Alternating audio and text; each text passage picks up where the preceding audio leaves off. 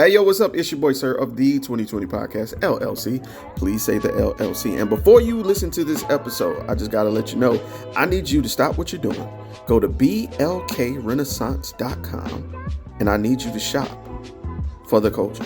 That's right. Anytime you use the promo code LLC20 at Black Renaissance Clothing's website, you will get 20% off your order. Off rip, no questions asked. So do me a favor and do it for the culture. Peace.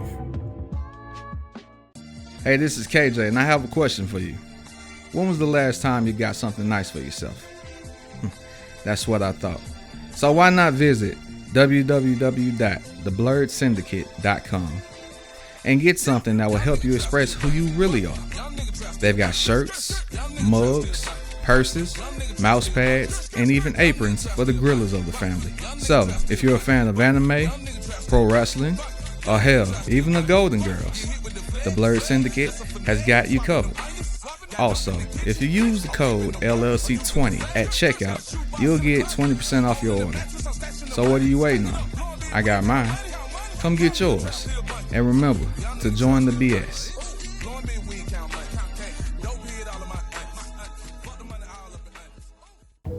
Hi guys, it's Mr. I'm Just Being Honest, host of the Truth Serum podcast for the people.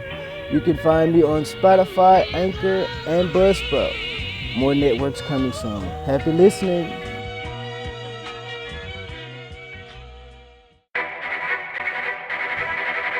The self-destruct sequence has been activated. Repeat, the self-destruct sequence has been activated. This sequence may not be aborted. All employees proceed to the emergency car at the bottom platform. Okay, we lit it just like a fuse, so no need to pick and choose. Welcome to 2020, where we do more than interviews. The hottest be coming through, jumping knowledge on all of you. Get a bigger the front of you with the truth that they offer you. Yeah, hands up, we doing it for the culture. To give artists and businesses more exposure. Keeping it real and stay solid just like a boulder. It's about to go all the way down, can't get no lower. Chasing my dreams, know that they get no slower. But if I stay running, I promise they getting closer. Moreover, success my older. And if you're sleeping on me, I'm waking them up like Folgers. I told you, coming from the land with the tide roll. Well, we'll be on a whole different vibe though. We like to ride slow and keep our windows tinted so you really can't see us, like Stevie Wonder waking up with his eyes closed. Yeah, got the kind of flow that rock the boat. On my 16s of pounds of dough. And if you figure you can hang with me on the mic, then grab some rope. Matter of fact, better grab some hope. While you at it, we keep it live, it's time to tune in. Turn up the sound on what you're using. It goes so hard, I think it's bruising. The show is 2020, no need to zoom in. Yeah. Okay, go. Are we leaving the boards outside for a while? Hell yeah. Okay. As we should, as good, responsible dog parents. Sorry. I'm trying to mute. It is not muting. I'm just going. There we go. You failed. I was trying to put my phone on vibrate, and the video started playing. That's some Androids for you. Oh, stop it. Them Galaxies, boy. This is just old age. Don't blame the brand. It's completely me. So user I ain't error. like the Apple people. I ain't finna gaslight you and tell you it's the phone. User error. It's user. It is user. Hello, Ashley Vanessa. Hey, babe. How you doing? I'm good. I like making content with you. Really? I too enjoy making content with ye, especially when you're in the forefront, not so much in the background. Don't get me wrong, you're a beast in the background too. Shout out to you for the producer role of the Kickback 2023. Hey, gang. Excellent work. You ran that shit. I prefer the background, honestly. Why? That's where all the fun stuff happens back there. You get to put your hands into every aspect of the production. Like, you guys see what we present, as in you as the viewers, but you don't get to see all the mayhem in the background. And that part is fun to me. I like that part. I had to make an adjustment because it got me clipping now. I don't know. Anyway. Do we need a pause? Nah, fuck it. They're just going to get what we give to them. Like the lunch ladies. Well, alrighty then. So, I had some mean lunch ladies. They meant well. They just dealt with a lot. They just dealt with a lot. All them goddamn kids. And them grown-ups. And them adult children. And you probably helped raise some of them bad motherfuckers. Ooh. That's faculty. Mm-hmm. You know what I'm saying? And they expect you to give them food for free. Ooh, shit. So it's been a while since like recording. Is believe it or not, the kickback has been a month ago now. Today, a month ago. I never really got your thoughts on the kickback and like what you thought about it. I did a quick recording like the following week just to fill in my obligations. You know, every 2 weeks I got to drop something, so I did like a 15-minute recording, and I just gave my thoughts on it and threw some shade at some people. Oh, but wow. I wanted to get like your perspective on the kickback and what you thought about it. Well, I had a good time. I felt like our goal was to level up from last year, and we definitely did that. We definitely increased not only our production, but we were more organized. Yeah. We had more topics this time, like a lot more. Topics, yeah. The people who we invited over to be guests, they showed up, and everybody was very pleased with the setup as well. We got a lot of compliments. We got a whole lot of compliments, and even some impromptu guests showed up, and they were still able to like get in on the action and feel welcome. Like everybody kept saying how they just felt at home, and I felt like that was a real like one of the best compliments I think we got that night. That's dope. I was really concerned about that. I didn't. Last year it felt like it was so much organization, like this, and this. It felt like work. And then when we got to it, I realized, no, man, I wanted to like unwind a little bit more with people, like let people just have a good time too while creating content. And I feel like this year I was able to lean into that a little bit more of the fun side of it versus be here doing this and do this. This was kind of a let go and let God a little bit. In terms of the stuff that didn't work, it was just like fuck it. Little inside joke, fuck orange. That was the whole thing. We had an orange microphone that didn't work, and then we just for the first day, wasn't it? Like the first recording session, we were just like fuck orange. Just let it be. Just let it be, bro. I ain't finna stress we just about it. Move on. Right. It's other microphones. Straight up. That's dope, man. I'm glad that everybody felt that way. That was my time to enjoy myself. Yeah. I know you and I were conversing regularly during the planning, and I was stressed out like majority of the time. And that's just, I wanted it to be so enjoyable for everybody that they could see what we could be regularly one day. Like this, I'm gonna put this in wrestling terms. This is like our WrestleMania. You feel me? Like our big event. You know what I'm saying? Show. Yeah, this is like the big one. Like being able to do a whole weekend of this at a nice venue, lights set up, all that. You know what I'm saying? People coming from everywhere. You know, it felt special.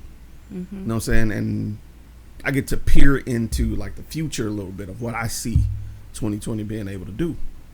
And so it's just like me getting a sneak peek kind of cheat snack of what I want to be the regular, you know, down the line. So yeah, not trying to like bite like $1 million a game or like Joe Budden and them having their own setup, but I got to see what that felt like. And as far as seeing what that felt like, it feels good, but it's a lot more you got to take account for, like, because we had one plan in our head. We got there, we had to make it work a little bit differently. Like equipment didn't go certain places. The internet, remember we had to figure out the internet cord not being long enough. And we was like, oh, fuck. Right, but luckily you have a box of like a box of technology. A box of technology. So we figured it out in the end. Yeah, man. So that was really good. That's I think we might do 1 or 2 more times in a space like that, but I think might need to do like go ahead and see if we can do like a venue show one time. See what that'd be like. You want to have a live audience? Yeah, I think it's time. I think that'd be dope. I think it's time. I think that would be dope. Like a live audience and then a live stream simultaneously. Yeah, that'd be hard.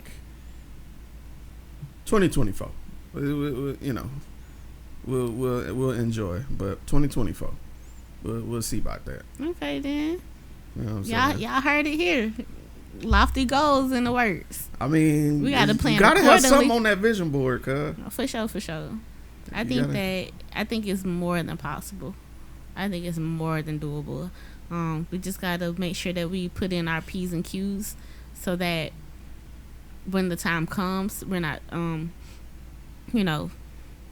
scrambling around trying to figure it out or get it together. I think we put a significant amount of effort into planning this past time, and that helps us not be so like stressed. I think a bit. We had minor worries of things not working out, but we also had backup plans. That's true. And I think as long as we continue that mindset of having a plan and some contingencies in the tuck, I think we can make it happen again on a larger scale one more time. Just keep leveling up. Yeah, I would like to get more people in the building. You know what I'm saying? I think I've been looking at the analytics of the crowd, and I don't want to expose people's ages who watch this, but the people who were in that chat were the demographic, the people who were tuning in like every night, and I saw certain people there every night, every session they were tuned in. The shit was wild. Yeah, you got a consistently loyal fan base. I think you got to give them a little more credit. You got to give your listeners a little more credit. I love y'all. I did the other day. I made a post about how it was just a day I saw somebody just complaining, like, and I get it. When you start in podcasting, there's so much you got to learn quickly because you're comparing yourself to the refined wine of a saturated market. You know what I mean? Like, it's so many. You see the Hennessy's, but there's a bunch of goddamn E&J bottles everywhere. But right. you gotta start off as that E&J bottle though. A few MD 2020. You know what I'm saying? Like you gonna be a Paul Masson. You know what I'm saying? And ain't no wrong with starting out as Paul Masson. Is it Paul Masson or Paul Mason? Masson. You sure? Positive. I feel like y'all be trying to put a little extra zest on that man name. You even disrespect them. It's Paul Masson. Okay, all right. I'm gonna let you have it. But nah, I saw so many people complaining. And I ain't gonna lie, I used to be one of them, but I made a statement. It was like, yo, but I love every aspect of this. Like, I enjoy spending on the equipment. I enjoy setting it up. I enjoy editing. I enjoy, every little detail about this, like scheduling, confirming what we're gonna talk about and what we're not gonna talk about, making sure everything's paid for. Like, I enjoy all of that for this. And it's just too many people this is just a hobby for, and they expect this to make hobby money for them like it's a bake sale or something. Nah, bro, you gotta throw some money in this. Like, it's too many people that they think they just gonna get that $20 mic, get that $20 webcam, and think they finna make goddamn gold. That ain't the case. You gonna have to invest some. You know what I'm saying? Right. In order to get that quality you looking for, bro. So, I don't know, man. Spend that money. Make a plan. Do research on YouTube. Now, I'm tired of telling niggas that. Like, niggas who are always asking me stuff about this, and this, and this. I'm always telling them, hey, dog, use Google and YouTube like I do, cuz. Like, research that camera. Research that mic. Find a compatible one for your price point. Like, all that shit. Yeah. I agree with that. Like, and I feel the same way about business as well. If you don't want to put in the effort to do your own research, then your business, your podcast, it's gonna fail off rip. Cause nobody's gonna be able to give you the information that you're looking for all of the time. Right. Like, people put stuff like that behind a paywall. Bruh, And that part. it's important that you, as a creator or a business owner or entrepreneur, have the ability to Google these words, YouTube this thing, look it up yourself. Otherwise, you're gonna be taken advantage of. Mm-hmm. And more importantly, you're gonna forever lack the the structural knowledge, like the ground level knowledge that you need to succeed. Because you gotta start at the bottom, and the bottom is you doing the research yourself without question. Yeah, it's crazy. People are way more willing to throw money at something uneducated than they are to do the research. Man, They'll spend the money on a $300 mic, but won't do the research to see that $300 mic, in terms of quality, does the same thing the $60 mic do. What? Or they'll give it to some random person on Facebook. Oh boy, yeah. And I really wish I would stop that. I understand it's a market. I understand that these people are making a living off of it, but they scamming y'all bad. Big time, bro. They literally charging y'all for information that is free on the internet, and y'all still have to go out and pay for the stuff that you need to do the things that they're telling y'all. You know what they tell them? And because I know somebody that does it. I know a couple people that do it. We know several folks that do it. We do, actually. And I ain't trying to, I think we're thinking about the same person. Definitely are. But, and I'm just not a fan of that. I'm not either. I just don't feel like information should be one of those things that people should have access to for the free. Yeah. For the free. And especially if it's already free and you putting it behind a paywall. And I get it. Maybe they're charging for their time and not the information. That's exactly their explanation. And sure, maybe so.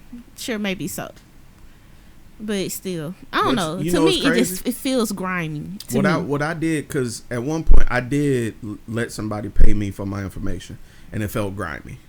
So I don't know if you remember, I told you about Buy Me Lunch. And I think I might start this again, where if you want to know information, you want to learn stuff, literally, let's meet up somewhere. Let's see how serious you are. Mm-hmm. Bring your notepad, bring your your homework that you found, bring your information, pay for my lunch. Mm-hmm. That's how much I'm going to charge you. That way I have incentive to come. I'm not busting your head, and we just sitting there, and I'm going to give you everything I got. And I get fed. So, you know what I'm saying? I think I feel more accepting of that than just receiving payment for like information I just like Google. There it is. You know what I'm saying? Right. And most of the time these folks just did the research that you refused to do. Yeah, it just. And they didn't do it. Is that like a lazy tax? Maybe so. Some people definitely will pay somebody else to do something because they just don't want to do it. Mm-hmm. And I get that. The hairstylists exist for a reason. You know what I'm saying? But they're also providing a service that comes with a level of skill. Yeah. Right. You're paying for what they know and their ability to do it. And how they're doing it. Right. Versus what they know. Yeah. Versus just what they know.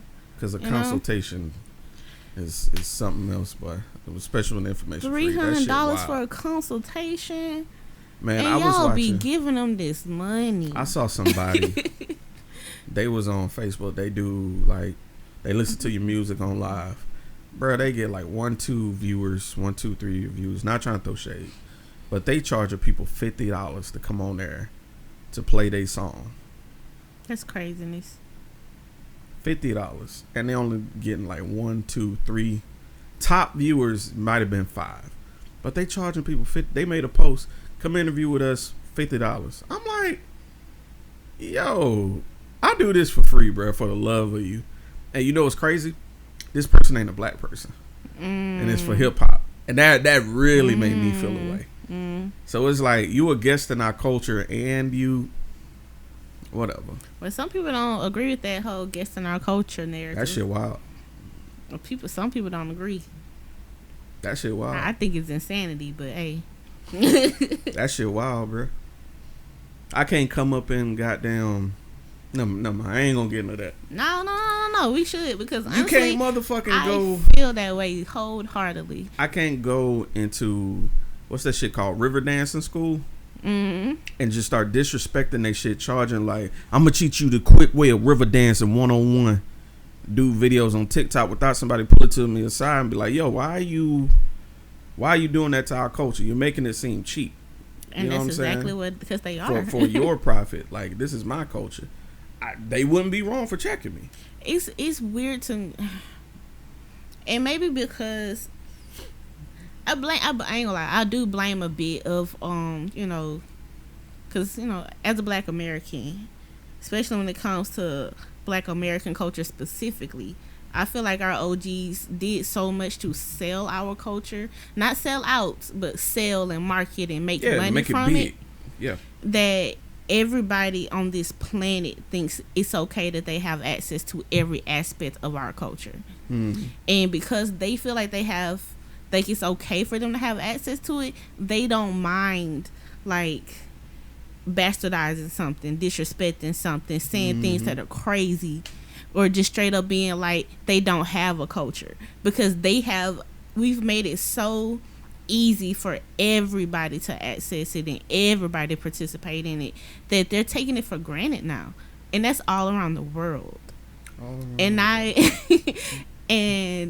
know that this is a very controversial take, and I've been saying it for a while. I'm gonna keep on saying it. Go ahead, get but your shit off. Gatekeep your culture. We should be gatekeeping our culture. I said it once, I'll say it twice, I'll say it 3 billion times. Everybody don't have to have access to everything, and it's okay. It's some stuff they doing in Asian cultures that I would never step my toe in, because what would I know about it? It doesn't make sense to put your fingers into every single thing that another culture does, and I love Asian culture. Now, when you say because we're going to have to specify.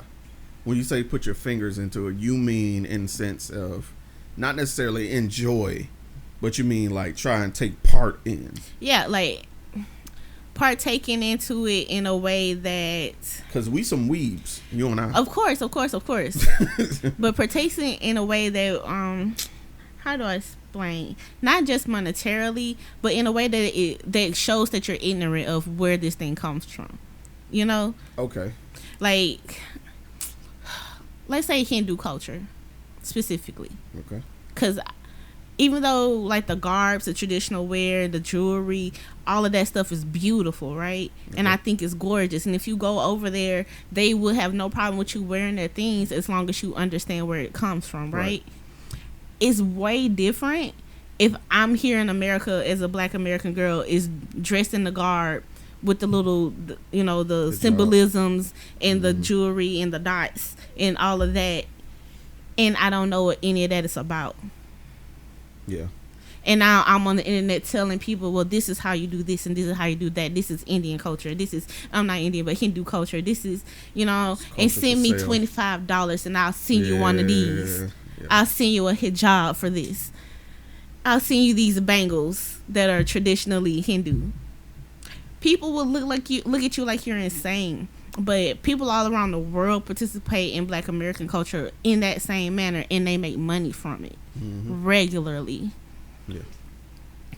Meanwhile, they tend to also demonize it in the same breath. The same people who make money off of it be demonizing it bad, like greatly, regularly. I think what's interesting about especially hip hop culture, I feel like there's a different conversation happening between Black households and white households, obviously.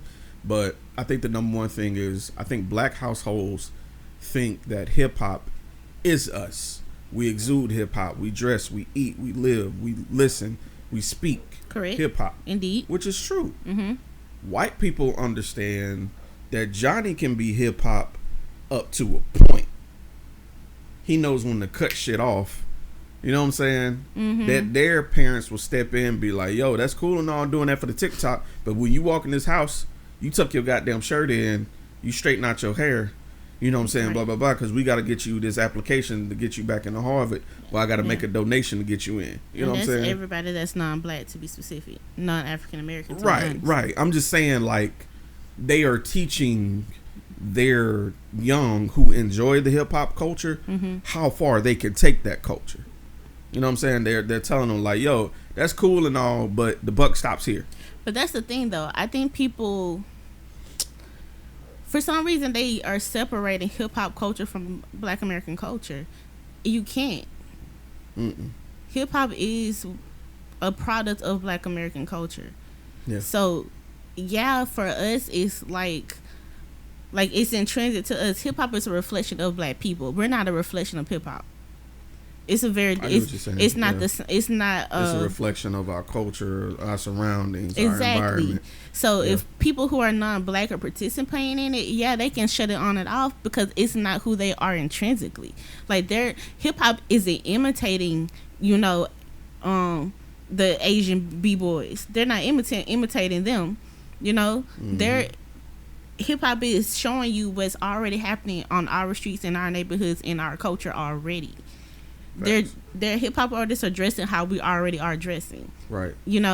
It's not. You could see this down the street.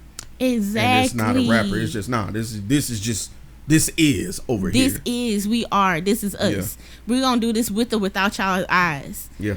Even if you don't see this happening on your block, doesn't mean it's not happening on mine. Right. Like the colorful blonde wigs and stuff. Black girls have been doing that for years. Decades before it got popular on the internet and people was like, oh, I want a pink wig too. Right. They had our aunties and was already popping the pink wigs in the 90s. Right. It was nothing new back then. But yeah, it's just one of those things where I think people, and I don't like the whole thing of calling it hip hop culture specifically, because it definitely erases Black Americans. It literally takes us away from the product. Like it takes us out the culture. It makes it easier for everybody else to go into it. Okay, and keep we could us just out. call it Black culture. But no, I understand. It's just so closely woven. Because it's us. It's our expression. Hip hop isn't just music. It's Black expression. It's just like jazz was a time, a spirit. Mm-hmm. Jazz was a lifestyle. Jazz wasn't just goddamn music. Jazz was breaking the normal formula shit by being expressive. Right. You know what I'm saying? So I get you. I don't know. You can't keep your culture. Protect it. I get it. 100%. It's okay that everybody don't have to have access to your stuff. I was actually just watching a TikTok video of a Caribbean girl, and she was venting about Carnival. And how Carnival has become so touristy that people don't even know what the true meaning behind Carnival is anymore. And she was saying that it's irking her to see all these celebrities and people from different countries come to their country and participate in Carnival just so they can wear the traditional garb and show their ass and twerk, but not know that this is a celebration of Caribbean culture. You're right. They're not. The DJs are even going so far as to not even play Caribbean music anymore. They're they're playing just whatever's popular now because of how much tourism is. It's affecting their culture and it's affecting their celebration. It's affecting their carnival, having all these external people participate in their culture. And she was venting about how she just didn't think that was okay and how she wanted them to gatekeep it. And there are people who were pushing back on that. And I wasn't. I feel like she's right. As much as I would love to go down there and experience that, because it looked like it would be, it's very similar to Mardi Gras. We have it here. Yeah, it's carnival. Carnival and Mardi Gras, basically, hand in hand. Mardi Gras is carnival. Hand in hand. Yeah. But theirs is based in Caribbean culture, and ours is based in American culture. It's very different, in that standpoint. But I can understand where somebody from their culture would see all these people just coming into their essentially their households and putting on their clothes and bastardizing this celebration that they've had for generations and being upset about that. I can see how somebody would be mad. I'm gonna be honest with you, and it's kind of funny you mentioned Mardi Gras because essentially that's what happened to French Mardi Gras, because French Mardi Gras was carnival. The same period in time, and it got bastardized. It got diluted. People started coming in doing their own version. It got the French started it, Spaniards got into it, the Italians got into it, the blacks got into it, the Germans got into it. You know, we did that damn documentary. They Americanized it. We fast fooded the fuck out of it. We did a carnival for everybody. You know what I'm saying? And now it's Mardi Gras. And now even Mardi Gras we feel we're fighting over because it's been spread thin. You know what I'm saying? But yeah, it can happen. It's going to happen. It's going to happen. You know, the smaller this world get, as long as capitalism is capitalizing, it's going to dilute. Do you think culture is going to ultimately die because of it? I don't think culture is going to die. I think it's going to evolve to something a little more uniform until the next big thing happens. Everything is culturally around location, and then locations became smaller. Everything became more accessible. Because of the internet. Right. And now it's going to take something as like idealism. You know what I'm saying? Something not excluded to or excluded by location, more like a way of thinking. So I think a school of thought will be like the next big thing. I hit my damn microphone. I forgot to tighten it. You can tell I ain't potted in a minute. We need to turn that light on outside for the dogs. It is out. It is on. It's not. Oh, you turned it off? Why'd you turn the light off? Because I was like, this light bill is already finna be $300. Yeah. We finna hit the fold, cuz. It's about to be, Lord. Shit, I expected more when it said, what, 329? I was like, oh shit. I thought it was gonna be like 450. Thank God for that pay thing. What's it called? What you mean? You know the Oh, you talking about the what you call them billing? Yeah. You know we're outside of that, right? We are? That's the reason our bill is going up. They review our bill and like, nah, y'all don't qualify for that. I thought it was. I think we still qualify a bit because if it were that we were outside of it, it would be $500. Cause I looked at the bill last month and it shows you how much it would have been had we gone the full amount. They giving us grace then. And this month, and I ain't they looked at it. slowly weaning us away from that shit. But I can't wait for it to cool off. When it gets cooler, we'll be fine again.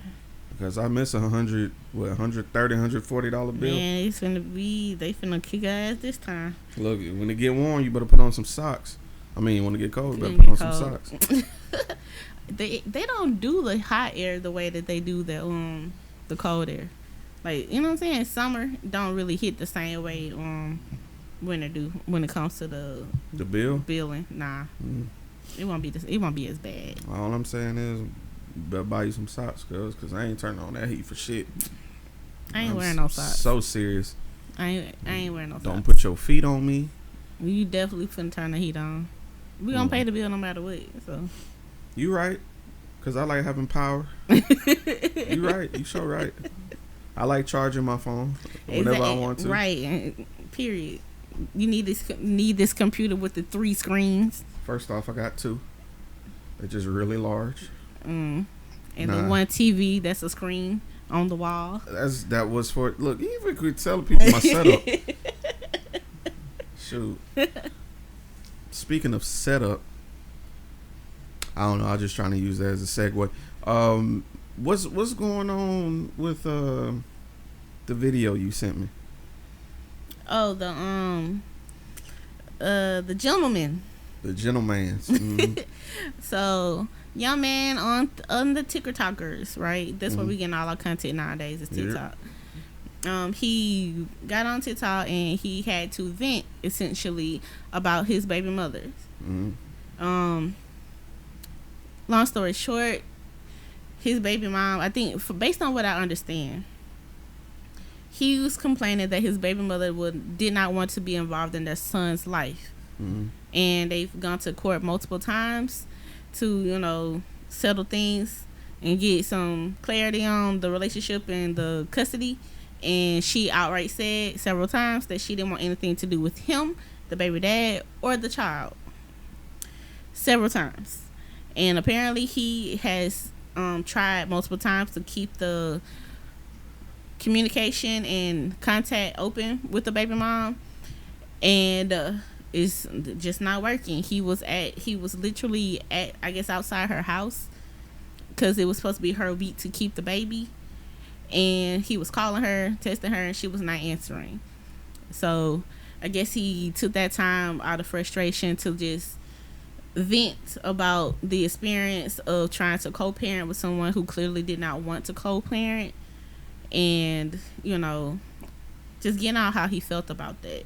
He told us a lot more detail as well, but that's the overall gist of it. So I guess the question is, what do you think about that? Do you think he has a valid reason to be upset, or does he need to set this up? Because he is I forgot to mention that he is he has sole custody of his son. They went to court. He got sole custody. The baby is his and his alone. So yeah. So what are your thoughts about that? Sole custody. Well, this is what it is, cuz. It's about to sound extremely fucked up what I'm finna say, but I keep the same energy for women who have this situation. Should be. This is why it's important you interview who you nut in, cuz. This is extremely important. Why? Extremely important. Why? It's gonna sound fucked up, but I hear these stories so much that I'm slowly become desensitized to it. I hate to say it. I don't care. Like, I feel for the kid. I don't even give a fuck about the parent situation. I know that sound messed up. I'm more concerned with the way the kid feels. We're way more comfortable fucking than having conversations. And that shit's just wild. That's a problem. That's a big issue. And we just gotta vet each other better. And I know what I sound like. I know I sound insensitive. I know I sound like one of them niggas that victim blame women, so I'm probably taking this stance. Nah, I'm just keeping the same energy. Like, it sucks, my boy. I hate that for you, but I love that you ain't gotta wonder. You know what I'm saying? You got your kid in the car. Yeah, it's frustrating, but you got your kid. Your kid ain't in there, and you can't get in contact with them. Yep. You know what I'm saying? Like, it could be worse. I hate saying during a podcast. Ugh. I don't. This is so common. This is why I don't want kids. Like, people are too accustomed to having kids, either by mistake or having kids as an accessory to a relationship. And I don't rock with that shit. I don't rock with that shit. That shit ain't. Just fuck having kids, bro. Like, just get married first. Make sure you like the nigga first. Like, interview them extensively, become friends, live with each other, shack up, pay each other bills for a while, then get married and see if you want to have kids, my boy. Like, it's just. Yeah, people tend to skip the knowing that person step. Yeah, regularly. Easy. Yeah. And you know what's wild? Like, the older I get, the more I think about it. Niggas would rather risk their life by going raw in you rather than talking to you. Crazy. Like, I could literally stick my penis in you and get a disease that could kill me. Yeah. But I'd rather do that than to talk to you. Then know your middle name. Yeah, and know your mental health history. That shit wild, man. I don't have a capacity for it anymore. I'm callous now. I'm 36. I'm callous to it. I'm sorry, young man, but and if you're listening to this, I probably inserted the audio from the video. You got everything you need in that car, my man. You got you got your right mind, and you got your kid. And he said himself that the kid don't even be wanting to go in there with the mom. Right. That and I feel like his point to making the video is that she pops up. Women do that. Women go back and forth. I think that's the case for all absentee parents. Yeah, it's just like you're gonna go back and forth. And if you know what's best, and he's just explaining the unfairness of the courts, because the courts pretty much make him say, hey, if mama want to come back, you gotta let her see the kid. Yeah, it would be the same for the father though. Nah, it's not. I know that for a fact. Because he has sole custody. Because he has sole custody. But most of the time, but when his complaint is if the shoes was on the other feet. That's what I'm saying. It would be the same, simply because he has sole custody. Now, most cases when they don't have an agreement like that, then you would be correct. But even if she had sole custody, his complaint is he wouldn't be able to come back and forth.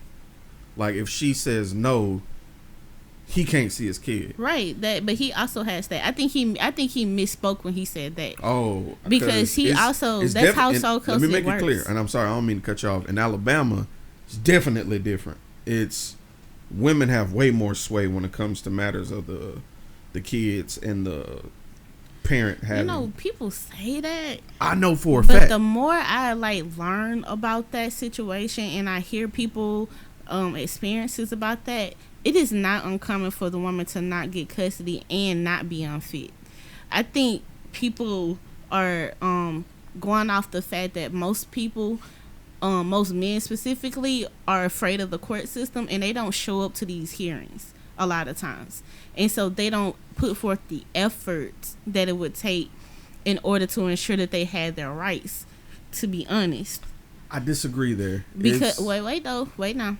Because when I've seen it happen, when the man really wants their child and they have their ducks in a row, the man typically gets the kid. I disagree. Typically. Especially if they make more money than the mom. Especially. I disagree. I've always seen the man get the baby. And I give you the name of the person who this has happened to that we were with. Who I was living with and this was going on. This happened to Wyatt. Uh-huh. So I know firsthand how this goes. Even when he was in court, I was with him. He had evidence that he was the one able to take care of the kid. You know what I'm saying? He even showed his backup plan. You know what I'm saying? Versus the other person. He still had to submit some sort of arrangement with the mom. Just because in the state of Alabama, you can't, it's very, very, very hard for a man to get sole custody. It's extremely hard. I think it's hard for most people to get sole custody of their kids. It's not like, I don't think this thing about it being a preferential thing, I don't think it's real. I think most people just straight up don't know the laws. But I think for this young man, he got sole custody simply because the mom straight up said she didn't want the baby. But let me pose this though. Why is it so hard to believe that there's a predisposition on black fathers getting their kids, but there isn't a possibility of predisposition in any other form of government showing preferential treatment in any other race? You know what I'm saying? Like we talk about like how courts are more likely to send black men to jail. We talk about how courts are more likely to give black men unjust or harsher punishments. How come it's not possible? I ain't gonna say possible, but you don't think it's possible that the courts have a bias when it comes to black men being parents? I didn't say that it wasn't possible. That's not what I said. I ain't saying that you ain't saying it's possible, but I'm just saying, just your verbiage make it sound like it's not. My verbiage is to be more realistic about it. At the very least, I think that people tend to hear people give out data based on things that are kind of misleading a bit.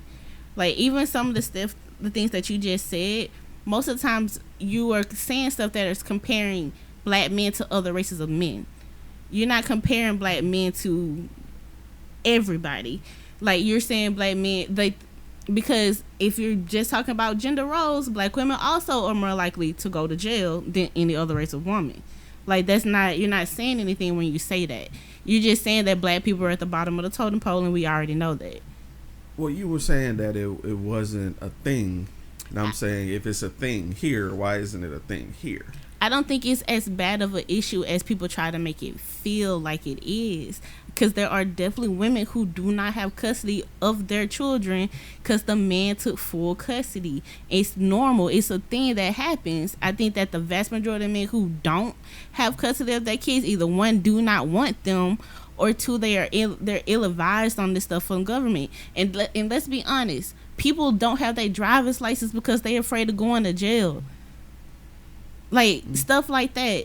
People are ill-advised when they get to these court systems. Men could have more rights in those rooms if they had more people telling them the correct information and not just hearsay.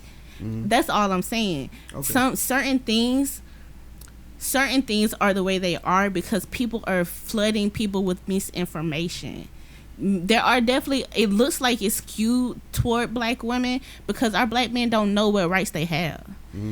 They don't know what rights they can and cannot, get and receive when it comes to their children. Like, I know men who straight, I don't know if I can get sole custody. She not good, but if I go up there, what's gonna happen to me? I got these warrants. If I go up there, what's gonna happen to me? I got all this bad child support. If I go up there, like, people put all this other stuff ahead of the option of getting the sole custody. I think that if more people are educated about what it took to get custody of their kids, meaning black men, if y'all had more information on that, it would be far less of this conversation of the courts are skewed to black women, because I just don't think that's the case.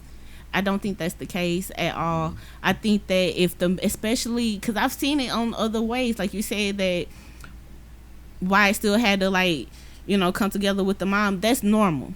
Right. That's how it's supposed to work that way. Litigation always gonna try. It's supposed to work where, hey, y'all need to come to an agreement. The court really should not be telling you how to parent your kids. Yeah. They don't want any involvement in that. Right. The only time somebody gets sole custody, the only time the court gives somebody sole custody is if one of these parents is egregiously bad. Like, it has to be really fucked up. Yeah. Like, CPS got to be involved, and there has to be documentation of some kind of trauma. Like, people don't get sole custody just because somebody said that I deserve it. It don't work like that. It's just not gonna happen like that ever. No matter who the race is, and no matter what the genders are, it's not gonna work like that. No matter what. So that judge was correct. Their friend needed to come together with his baby mom to come up with a solution.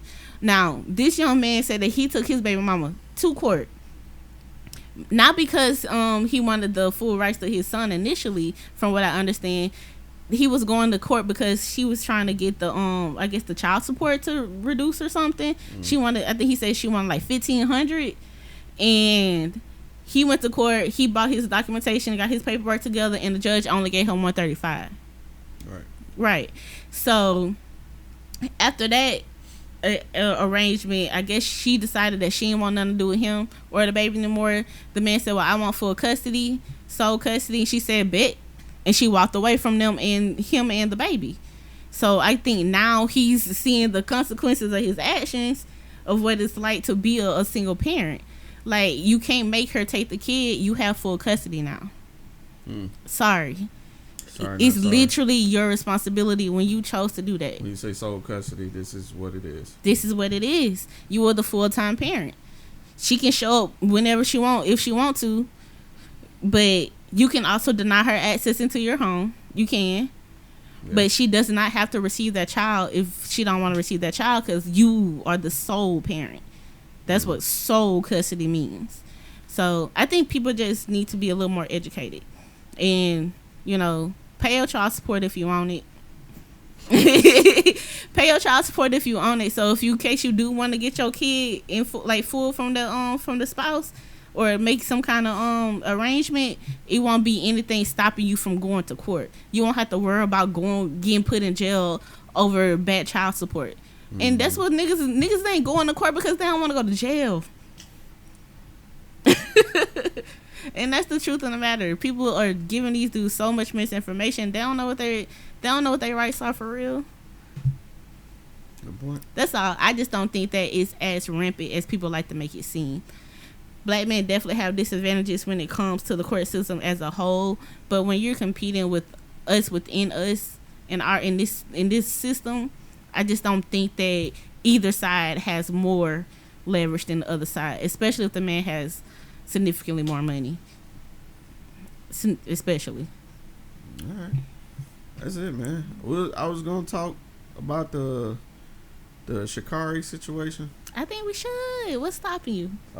We've been recording for over 45 minutes. Well, we can just cut it up. All right, let's what's that nigga name? Noah. What's his name?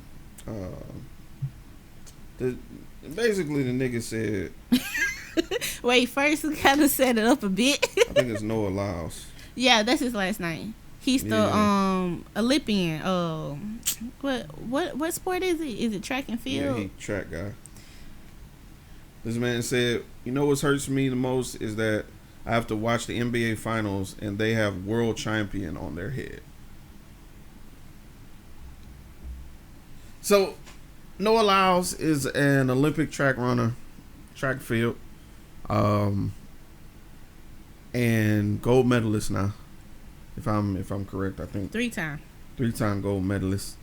And he feels a way about the term world champion. He feel like you can't be a world champion unless you compete from the best from the world. And I agree with the nigga. I agree. The NBA and this is people are so upset because they feel so Americanized. Sports is like the epitome of sports when it ain't. Basketball, yeah. We got famous basketball.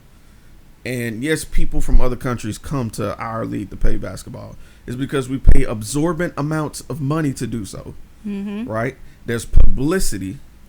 It doesn't necessarily mean you the best in the world when you come to the NBA. Mm-hmm. It doesn't, especially when you're coming from another country. That just means that you were really good and you lived in that country, so you came here. Where in the Olympics, they have the best of this country, the best of this country. Let me just go down the road. They got the best of Jamaica, they got the best of China, the best of Germany. Statistically, they have Olympic trials. Do you know what happens in Olympic trials? They try you, and they pick the best to make the Olympic team. You want to know how they do that? They pick the fastest, the strongest. They pick the creme of the crop, right? So they actually take the best of the country, and they send them to participate in the Olympics against other countries. And they have to qualify. And you got to qualify before you get to the big boy. Right. So you got to be top tier in the world, literally, just to make it to compete. So if you make it, you qualify, you make the team, and you beat them, you are indeed a world champion, right? Mm-hmm. That means I beat the niggas from China. I beat the niggas from Germany. I beat the niggas from Zimbabwe, whatever the fuck. You beat them, so you are a world champion. My guy, you beat people from Alabama, from Atlanta, Brooklyn. Philadelphia, Brooklyn, Austin. Right. This is a small market. This isn't like the world. Like, I can understand soccer having a world champion on their hats because you're playing soccer players who are some of the best across the world internationally. Right. Basketball isn't. It's a market within the United States. You know what I'm saying? So, right. True, we draw in talent from all different areas, but they're not the best from those areas. Yeah. They're just good enough to play in our league from those areas. Right. Golfing is the same, right? Because isn't golf like a world? Yeah, it's, well, especially now. It's because, you know, them boys done bought that shit. Oh, yeah, the IPL that's right. Done took over. You're right. You know they did. So now, with leagues like that where you're literally competing against other countries, you aren't competing from representatives who just happen to come from that country. You are competing against a country. People are wild, man. And I get NBA feeling away, feeling slighted, but I mean, your toes can't get stepped on if they ain't out. True. Touche. Why do you think they're upset though? Cause they feel, and true, yes, the North American NBA does go to play the Olympic basketball. Yes, we do play them, and majority of the time we win, but it isn't that particular team. The Lakers didn't beat Germany. You feel me? Like, that's the thing people aren't getting. The all-star team, the Olympic team, is plucked from the best of the United States. Right. You know what I'm saying? It isn't our champions from our own conference. You know what I'm saying? Like, that's, I don't know, man. People are interesting, bro. They just want to be offended. And honestly, I feel like these NBA niggas make too much money to be as offended that they are. And I think that's what the problem is. I think that, you know, back in the day, we could watch the Olympics and watch Jordan them, you know, play against actual other countries. Yeah. But nowadays, our big stars don't really participate in the Olympics anymore. Because I think the Olympics is free. Like, they don't get paid for that, do they? I don't know. I don't think they get paid to participate in the Olympics. They're like Olympics. They the clout is the fact that they became a champion. You know, you got the medal, and then you can like spend that out into like different like brand deals and money and stuff. But I don't think the Olympics like gives them money, because who would be the ones paying them? Long story short, I think they don't put any value in it, because they make more money just participating in the league in America. So they don't feel the need to like go and do the Olympics the way it was. They literally are just sending the B teams, the B lineup, I think, is what they're sending over now to participate. I don't think any of the big names participated in the Olympics recently. I don't think who are the big people now? Like, it don't even matter. Curry and them, because it don't LeBron even matter. like, they didn't participate. The point is, they're playing against the market of their own players who aren't as good as some of the others. You know what I'm saying? Like, these are S-class athletes. Yeah. You know what I'm saying? Some of these players. Yeah, there's only one LeBron on this team. Right. Now imagine facing the LeBron from Africa, the LeBron from Brazil, the LeBron from China, the LeBron from Germany. You know what I'm saying? Like, that's what they're up against. That's what they're not That's getting. not what they're getting, yeah. Yeah, it's like they're against the best in the world from those other countries, bro. Like, you ain't playing the goddamn niggas from down the street.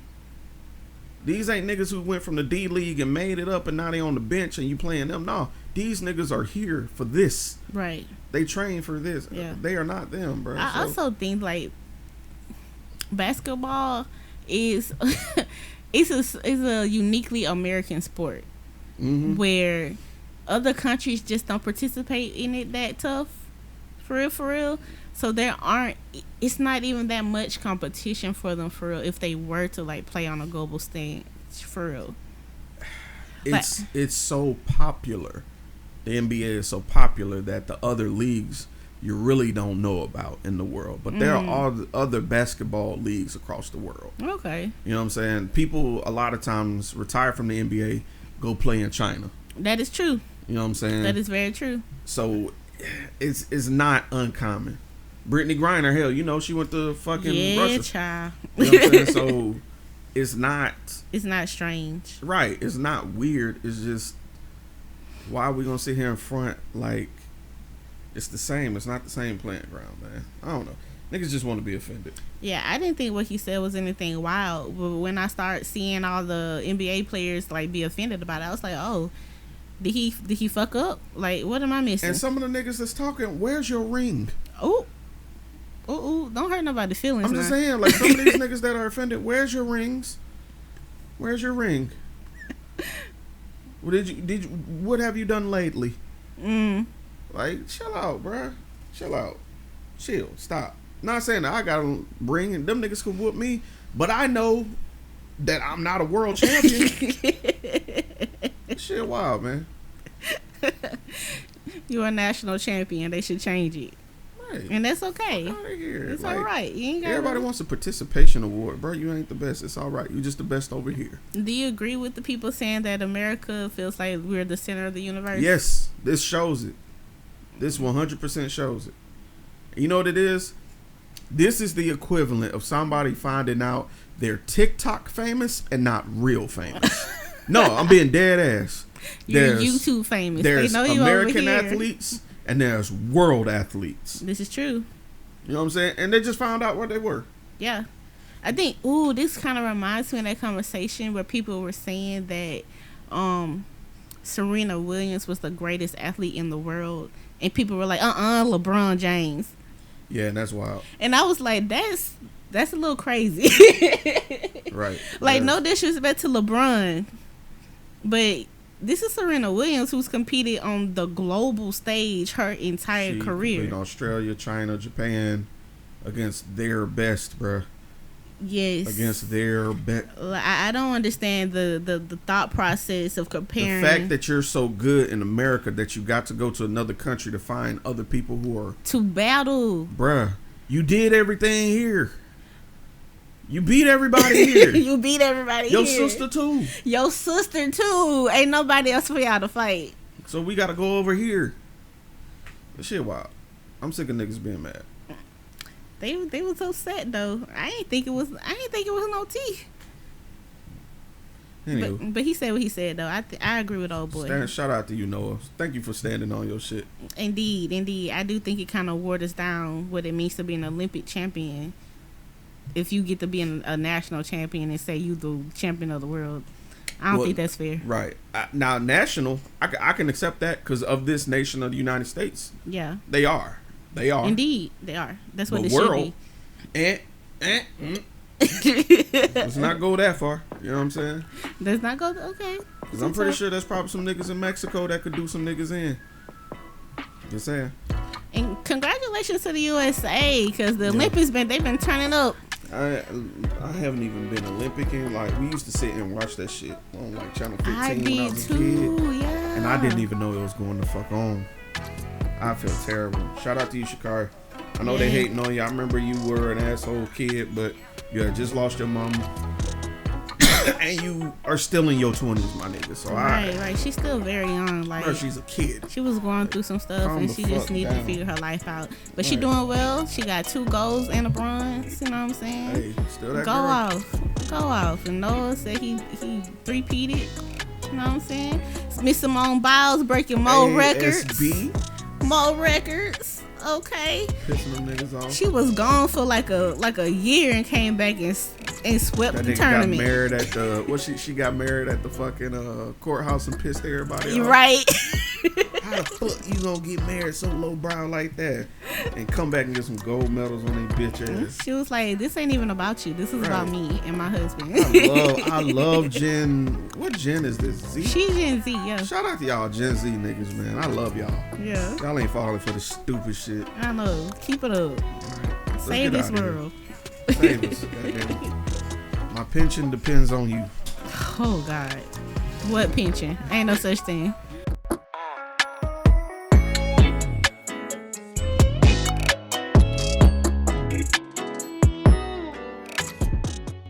This is Mystique. This is Mr. Everlasting. And this is the Safe Word. Safe Word. Join us this season for all things kinky, all things BDSM, and all things sexy, y'all. Live and every first and third Friday is when our episodes drop. Find us on your favorite platform and get ready to get safe with the Safe Word. Safe Word.